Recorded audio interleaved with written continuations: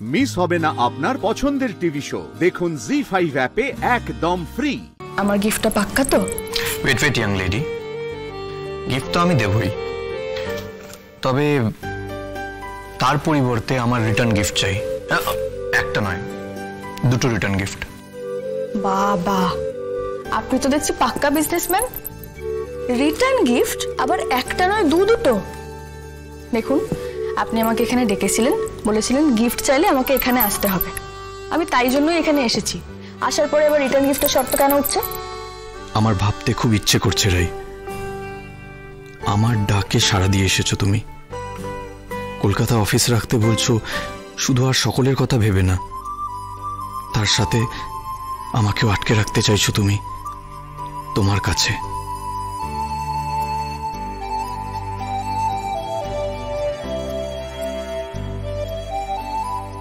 কি এত ভাবছেন? আচ্ছা, এত না ভেবে বলে দিন তো, কি রিটার্ন গিফট চাই আপনার? আপনি আমাদের অফিসে প্লিজ জয়েন করুন। আমি জানি আমি হয়তো অন্যায্য দাবি করে ফেলছি, নিজের অধিকারের চেয়ে একটু বেশি চেয়ে ফেলেছি, তবে কলকাতার এই অফিসটা রাখতে গেলে আমার আপনার মতন একজন এফিশিয়েন্ট এমপ্লয়ি ভীষণ প্রয়োজন।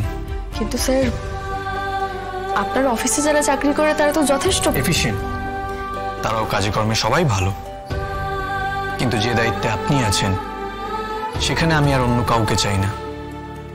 এই পদের জন্য শুধুমাত্র আপনি যোগ্য। স্যার, আমি তো খুব সামান্য দিনই ওই পদে কাজ করেছি। কিন্তু সেই সামান্য কয়েকদিনের মধ্যেই আপনি নিজের যোগ্যতা প্রমাণ করেছেন। সুদীপ্তকে ধরিয়ে দিয়ে শুধুমাত্র যে নিজের মান সম্মান রক্ষা করেছেন তা কিন্তু নয়, ভবিষ্যতে অনেক বড় বিপদের হাত থেকে আপনি আমাকে রক্ষা করেছেন। আপনার বুদ্ধি আর বিচক্ষণতার উপর আমার একটা আস্থা জন্মেছে রে।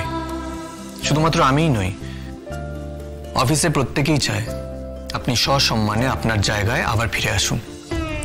একটা চাকরি যে আমার দরকার, এটা আমি অস্বীকার করতে পারি না স্যার,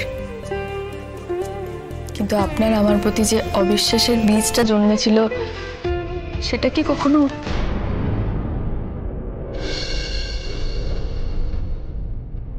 না রাই, না, আমি বিশ্বাস করি আপনাকে। আপনাকে অবিশ্বাস করে যতটা কষ্ট আপনি পেয়েছেন তার থেকে অনেক বেশি কষ্ট আমি পেয়েছি রাই। আজ আপনি না করলে আমি নিজেকে কোনোদিনও ক্ষমা করতে পারবো না।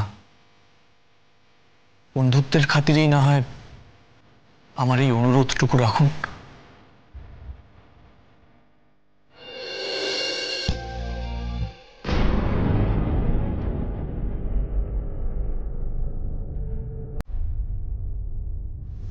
বেশ,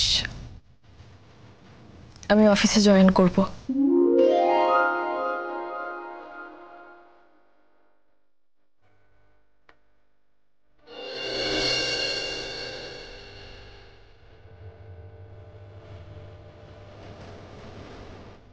উনি এতটা আবেগপ্রবণ মানুষ, এত বড় একটা অফিসের মালিক হয়ে একজন সামান্য এমপ্লয়ির ফিলিংসকে এতটা গুরুত্ব দেন। জি5 ডাউনলোড করুন আর সব এপিসোড দেখুন একদম ফ্রি।